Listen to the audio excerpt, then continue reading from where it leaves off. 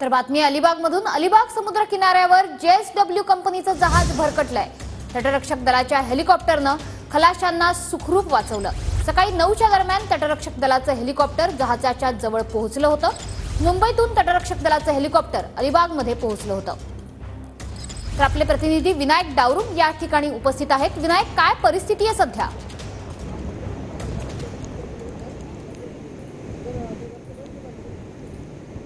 मनश्री, कालची ही घटना आहे। काल समुद्राला मोठ्या प्रमाणात उधाण जे आहे ते आलं होतं आणि JSWचं मालवाहू जे जहाज आहे ते आपण समोर पाहू शकतो। हे जहाज जे आहे ते भरकटलं होतं आणि या ठिकाणी येऊन जे आहे ते अडकलं आणि त्यानंतर आज सकाळी हे रेस्क्यू ऑपरेशन जे आहे ते तटरक्षक दलाकडून करण्यात आलं आणि त्यामध्ये जे अडकलेली 14 लोक होती, 14 जे खलाशी होते त्यांना बाहेर जे आहे ते सुखरूप काढण्यात आलेलं आहे आणि सध्या हे मालवाहू जहाज जे आहे ते त्याच ठिकाणी ठेवण्यात आलेलं आहे। त्यामध्ये जे काही JSWचं माल आहे, जे साहित्य आहे ते त्या ठिकाणी त्या जहाजामध्ये तसं ठेवण्यात आलेलं आहे आणि हे रेस्क्यू ऑपरेशन खऱ्या अर्थानं पूर्ण जे आहे ते स्थानिक प्रशासनाकडून या ठिकाणी केलं आहे। परंतु सध्या आपण जर पाहिलं तर ही जहाज जे आहे ते याच ठिकाणी उभा आहे।